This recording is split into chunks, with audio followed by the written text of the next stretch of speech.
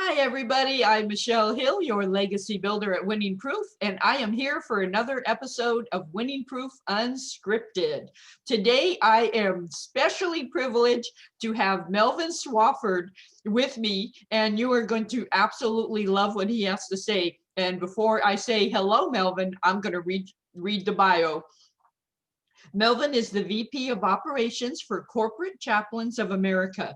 He has served in the role of chaplain, managing chaplain, regional director, and now VP of Operations. Melvin has been married for 27 years and has 3 wonderful children on this earth and 1 in heaven. One of Melvin's favorite hobbies is hiking to waterfalls with his family, and he also engages in building projects. A new addition to the Swafford home is Delilah, a 14-week-old sheepadoodle. So welcome, Melvin. Glad to have you. Very honored to be here, Michelle. It's a privilege. Thank you. Well, for me too. And before we get into Corporate Chaplains of America, which I just found out about last year, I have to ask you about Delilah. I've never heard of a sheepadoodle. I've heard of a labradoodle, but never a sheepadoodle. So can you kind of describe Delilah and maybe show us a picture? Well, I'd be honored to. Delilah is a sheepadoodle, so it means she's part sheepdog and part poodle. And so there's a picture of her, if you can see that. And she is absolutely wonderful at 13 months old and 21 pounds and getting bigger every day. So she'll be between 65 and 95 pounds. But she is just a joy. The kids are loving her so much, and she is just a joy to be with. Just the new puppy aspects, the kisses, and run around the house. But we're taking care of her and loving every second of it. Well, I love that. I had never heard of that type of dog. I had to Google it, and then you sent me a picture. I have to show this picture of this dog because it's really a cute dog. And people that know me know I'm not an animal person, but that's a really cute dog. Thank you so much. We love her a lot, and we're really enjoying her. Well, good. And I want to jump right into the Corporate Chaplains of America. I had just heard of your organization last year and thought, oh my gosh, this is legal. This is possible. This is, what is this? And so I had a conversation with you and I was absolutely amazed at what you guys are doing. So describe a little bit about who you guys are, what you do, and just take it from there. Well, we can jump off that and go as far as you want to. I hope that maybe someone here, it's going to help them if they're a business owner or an influential leader in their company. Mark Kress was our founder, and 25 years ago, he started Corporate Chaplains of America in 1996. He was a small business owner wanting to care for employees, his own employees, but he didn't know how to do that. And so he said, well, I guess I better go get a seminary degree. And he did that. And he tried to care for his employees, but he found out that his time and his title wouldn't allow him to care the way his heart wanted to. It put him in a very difficult position. So he put together the business plan for Corporate Chaplains of America. And so he was chaplain number 1. And we started at some trucking companies, auto salvage companies, several companies that needed care. They couldn't pay anything, but they needed for care for their employees. So we started caring. Now we have over 260 full-time chaplains in 44 states. So covering most of the United States of America. But the key is just that it's caring for people. We do have a pretty strong mission statement that we love so much. It's to build caring relationships with the hopes to gain permission to share the life-changing good news of Jesus Christ in a non-threatening manner. And so that's what we try to do, Michelle, is go into the workplaces and build caring relationships with people. Listen to what they like, what they don't like, who they are, who their families are. Just value them as an employee. And then as we do that, we always gain permission, doing everything by permission. Whatever discussion, we let the employee lead that discussion. We do hopes to share the gospel, but do that in such a non-threatening way where that the illustration I give is that of building a bridge, and you cross the bridge, but then when you look back after building that carrying, the bridge is always going to be intact, where that employee controls the conversation without any threatening or feeling worried at all about the conversation. Yeah, and do you have all types of religions coming to you guys? And I know it's on a voluntary basis, but Muslim, Buddhist, I mean, do you have everything under the sun coming to you guys for guidance or for input? Well, absolutely, because everyone needs care. Everyone needs care. Sometimes you would be really surprised of even loneliness of our Muslim friends that are in the workplace, or people who are Latin American who have fears, or they don't know who to turn to. They have a family issue, but they don't know who to talk to. Maybe it's someone with a Buddhist background, but they don't know who could help them with a funeral. No one's conveniently around. So, what do they do? And who do they even share with? So, having a confidential source, having someone that's not going to condemn them or judge them, just care for them, that makes all the difference in the world. It's so surprising to people to know. I remember going into one company um, that people said, well, we have some employees of different faiths. I'd be very surprised that the first people who came to me were those people. And they were talking to me about their fears and anxieties and needs as employees. So that really blows your mind when you walk into a workplace simply to care for people and to be there to give to them, not to take anything, but just to give, to be a servant, if you will. So to listen to them, their hearts are so valuable and so impressive. Wow, wow. Now, did you see a huge rise in during 2020? Did you see a huge rise in talking people off the cliff, up from suicide, depression, and all the maybe uh, domestic violence? Did you see a rise in that, and how did you deal with that? Well, we have anxiety, fears have been at a rise, and how people respond to those fears or react to those fears can be detrimental. So, yes, we have. We just before Christmas, of course, I can tell so many stories, and the stories I can tell you, I do have permission to share. Okay. For every one story that I do have permission to share, there are 10 that I do not have permission to share. And so it is on a rise. But just before Christmas, one of our chaplains, we served numerous convenience stores. We served numerous restaurants, and there's been a lot of turmoil inside the restaurant industries, a lot of pressures that people just don't know. And so our chaplain was driving down the road, and as he was driving down the road, there was a location. It was a restaurant that we did not currently serve. We didn't serve that location, but something inside of him was just telling him, saying, "Hey, you need to turn around and go and talk to the manager." So he turns his vehicle around, goes to that location, walks back. No one was right there to greet him, so he walked in. The manager's office was somewhat of a closet, if you will. So he just walked back there and just knocked on the door. And the manager's sitting there with a gun in his hand. And he says, "I'm going to hurt myself." And the chaplain intervened and was able to have that gun, take the gun, and get that person to the help that they needed.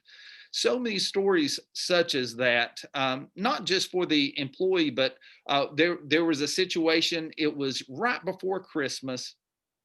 It was an owner of a business. His brother had struggled for years with depression, and the family lived in such fear. Was this gonna, were we gonna get a call that the brother hurt himself?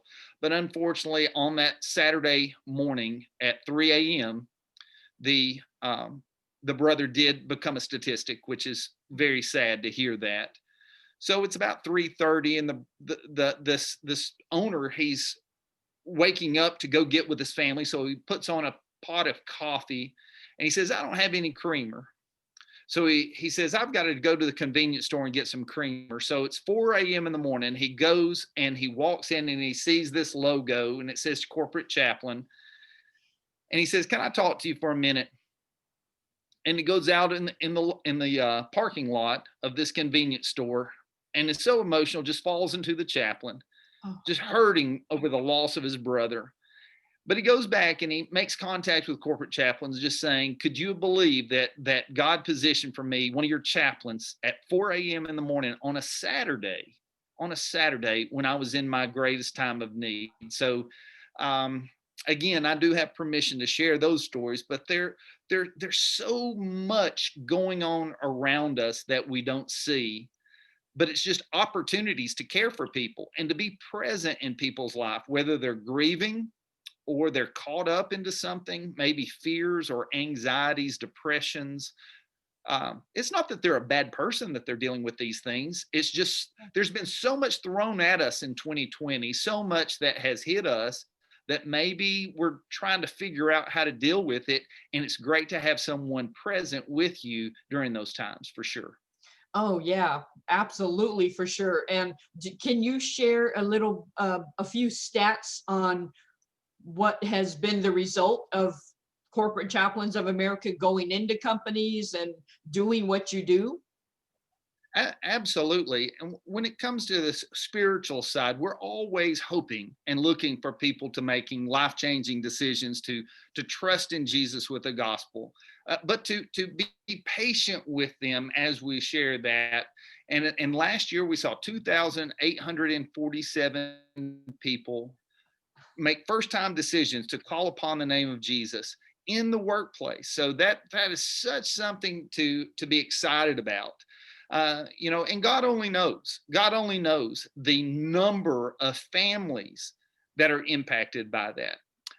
That's one of the things that we're so excited about, is that when we offer this benefit to owners, we don't just offer it to the employees, but anyone who's in that employee's influence, family members. It could be a next door neighbor. But a lot of times the employee, maybe they've got everything together, everything's going well for them, but all of a sudden this call comes that there's a nephew or a niece that is going through a difficulty or a struggle, or maybe it's not them personally, they're washing their car and the next door neighbor comes out and says, wow, can you help me with this? Do you know what I can do? Well, and when I say that, I'm thinking of stories, true things that have happened where employees have come out, two moms talking together. One mom has chaplaincy and she says, my daughter is cutting her wrist and I don't know what to do. And the other mom looks at her and says, well, do you have a counselor? And she said, I can't afford that. And she said, do you have a pastor? And she goes, we don't go to church. And she said, well, I have a chaplain. And she gives our business card and says, call my chaplain. We were able to intervene in that situation and care. So everything is based on this premise of care. Building a relationship where that over time people feel comfortable, where that they can say, hey, chaplain, tell me about this chaplain thing. And you're like, sure, I'll tell you what we do. We care for people. And then they end up saying, no, really, tell me who this Jesus is. I want to know. I've heard so much. I don't know what's true. Could you just help me with that? And so it's no pressure. It's just caring for people. But over time, you're able to walk them through for them to make their own decision for themselves. And it's such a joy, Michelle. Oh man, yeah, that has to be extremely fulfilling to see people's lives change on a daily basis, for what you guys are doing. Now, do you serve small corporations? You said convenience stores and smaller companies, but do you serve the Googles and the IBMs and the huge, Apples of the world? We serve both public and private companies, corporations. One company that I do have permission to share is that of Coca-Cola. Frank Harrison, Coca-Cola Consolidated, which is a great fan we quote Frank Harrison many times because Frank would he would say, when I go into my locations, of course, there's thousands and thousands of employees. But when I go into my locations, people don't thank me for vacation, or they don't thank me for their 401k or their pay raise. They don't, but they always thank me for their chaplain. And so, what an honor it is to be in organizations that want to care for their employees physically, but also spiritually. To be in companies that want to make an impact in the entire family. So it's an honor to serve. Now, we do serve companies that have 25 employees, or some have 10 employees. Some have multiple locations, but it's a distributed workforce. So maybe they have one employee in each state. Well, we're still going to care for them. We have, matter of fact, with last year, with the outbreak with COVID, 50% of our chaplains served without a hitch. We were considered essential workers going into the workplace. We served numerous trucking companies. So we love truck drivers, love what they do for the United States of America, and we value what they do. But with the 50% that we could not serve, we had to reinvent ourselves. And so we learned how to do virtual chaplaincy, just like what you and I are doing right now. It's new technology, it's new practices, but how do you build a caring relationship virtually? This last year, we've actually had people pray to receive Christ through text messages with their chaplain. So just so encouraging. Wherever we go, God meets us where we are. The message is the same, but the way that we care for people and share the gospel sometimes change. But we're excited about what God taught us in 2020 to lead us through 2021 and beyond. Yeah, absolutely. And it's so funny to me that God just meets people right where they are, and he directs you, and I have to tell a really super short story. Is that I was going on a Sunday night to go get wings, and at my favorite wing place, and there's a CBD store right next to the wing place, and so there's a girl like, oh, come on in. And so I'm like, okay.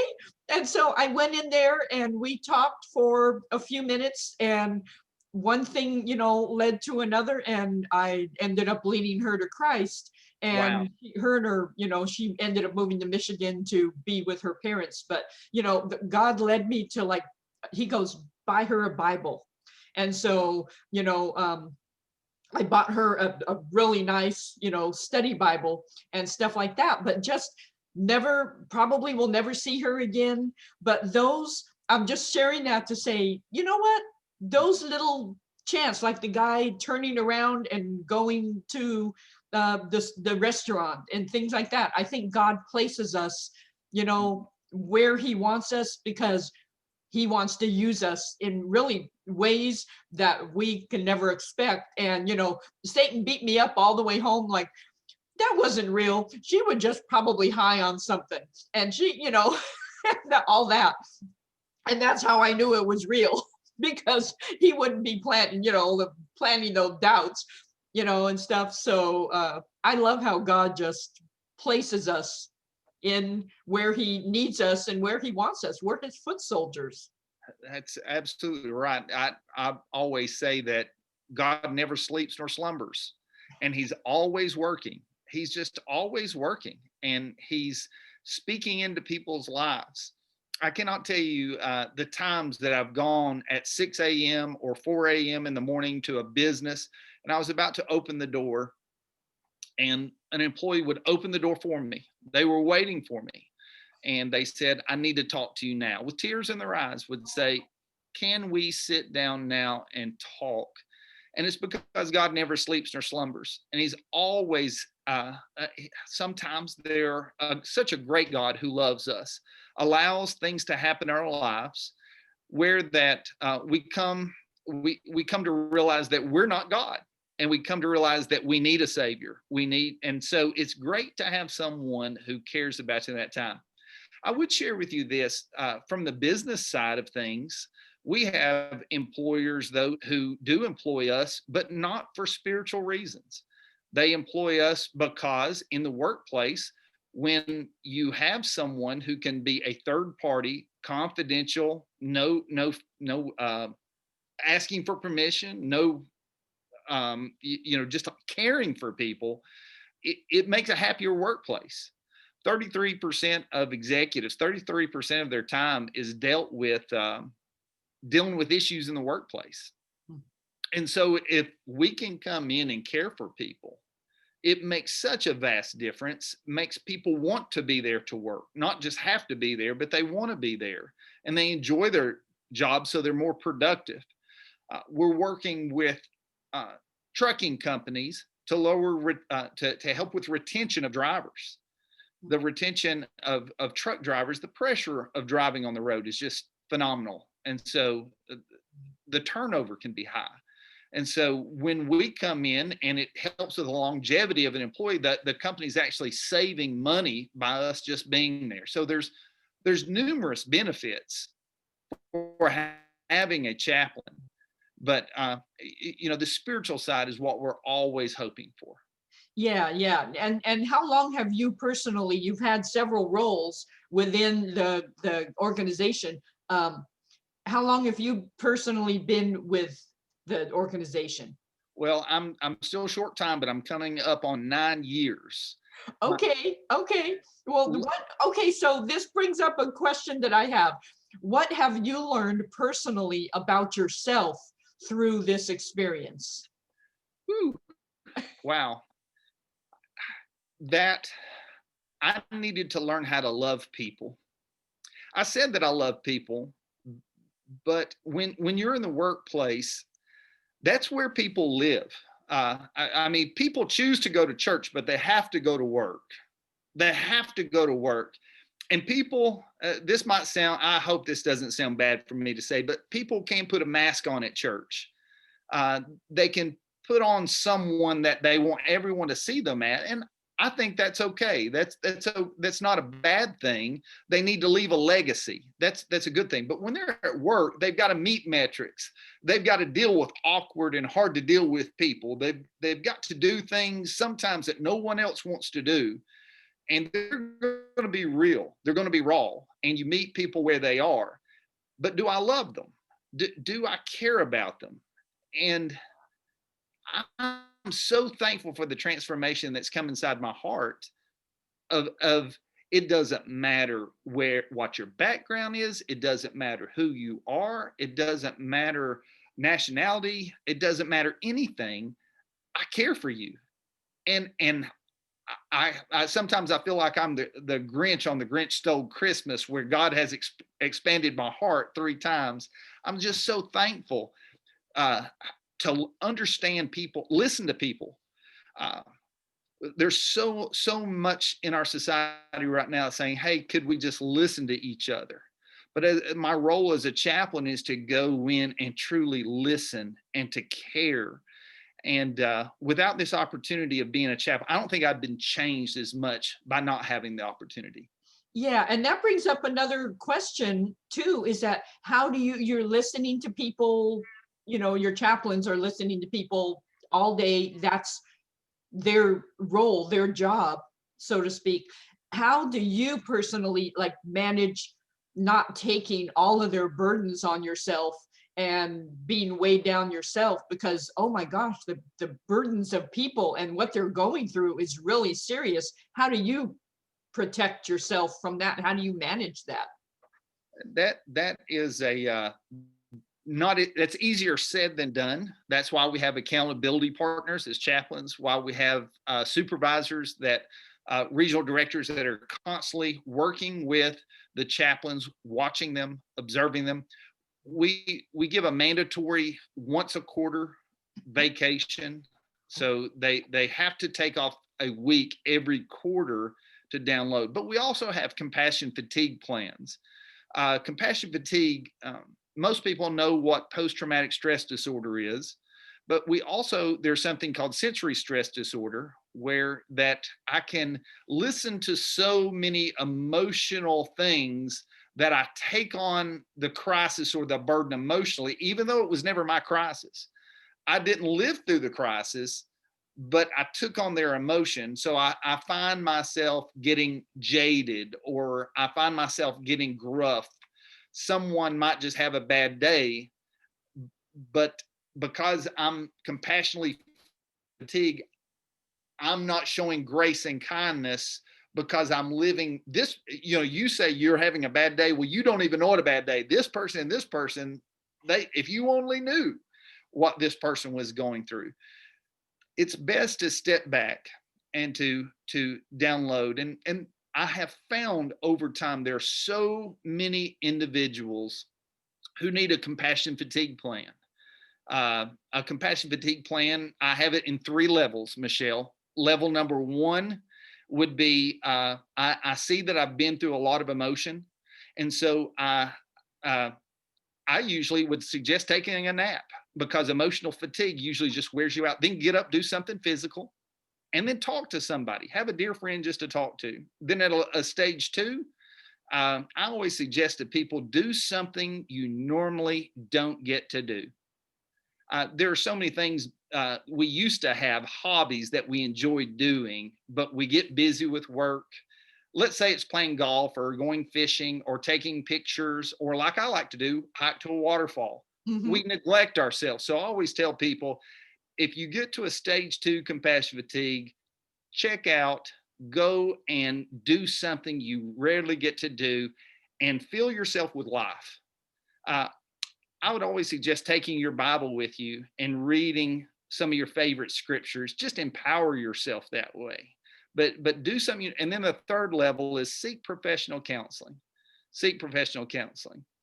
In my bio, I said I like to do construction projects, or I like to build things. I started digging.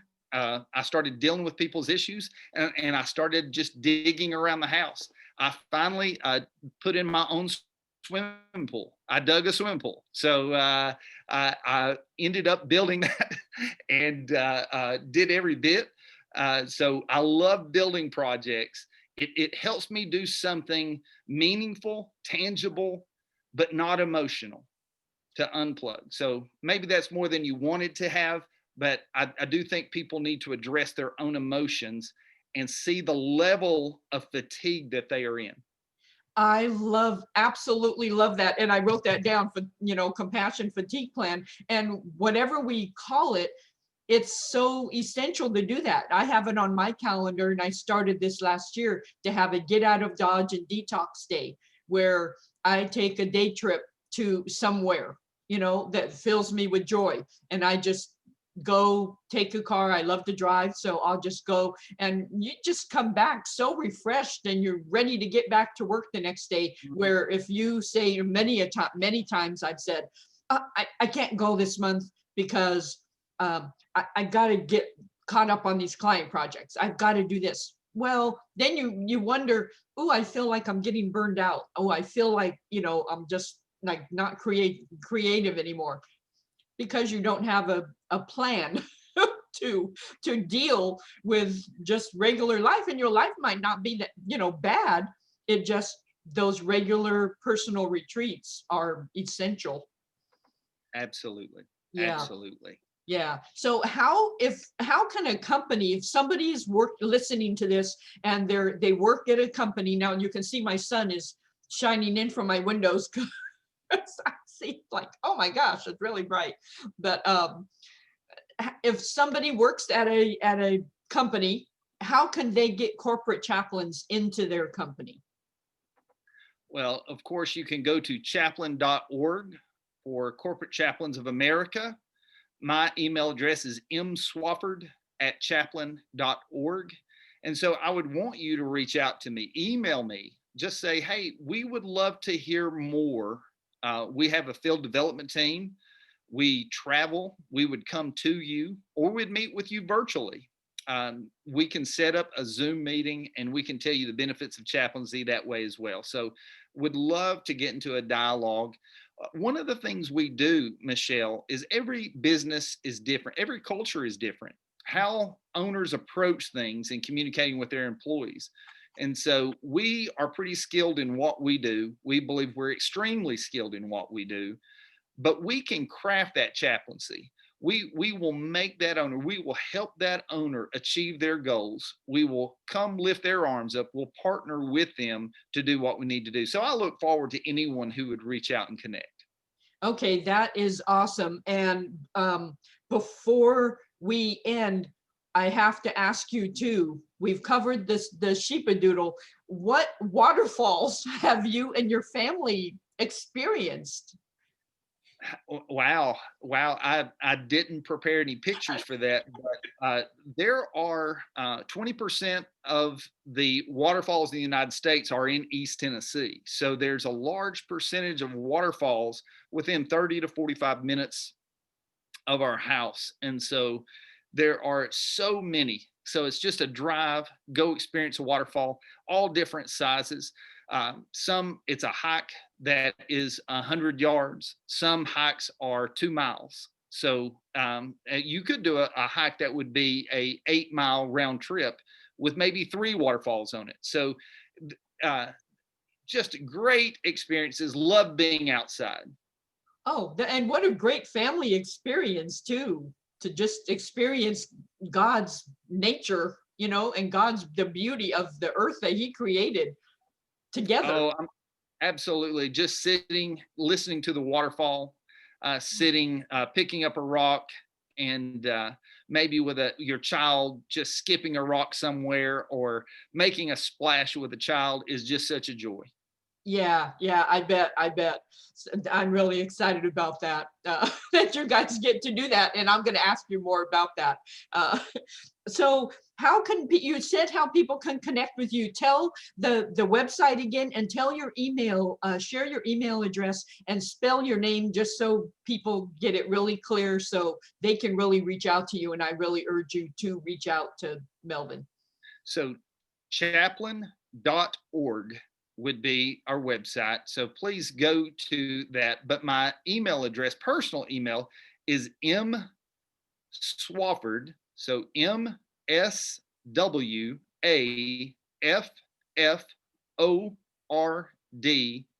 at chaplain.org. So please reach out, just connect, and would love to get with you. That'd be thank you, Michelle, for having me spell that out. That's awesome. Yeah, it's because I missed a lot of things, like what did they say, or how did he spell that, or you know. So yeah, I appreciate you doing that, and I really appreciate you being here with me today. I think it was very uplifting, and I hope that people can hear this and say, I want that at my company. Everyone needs a chaplain. Everyone needs a chaplain. Yeah. Thank you, Michelle. This has been great. Appreciate you so much.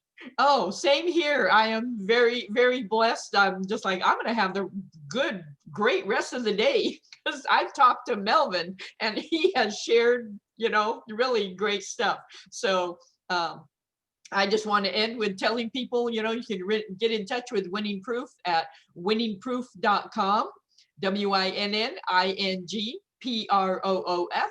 winningproof.com. You can email me at winningproof@gmail.com. And if you want to call me, you can. It's 714-797-3731. And I hope that you had a great time watching this today. And until next time, just keep watching Winning Proof Unscripted.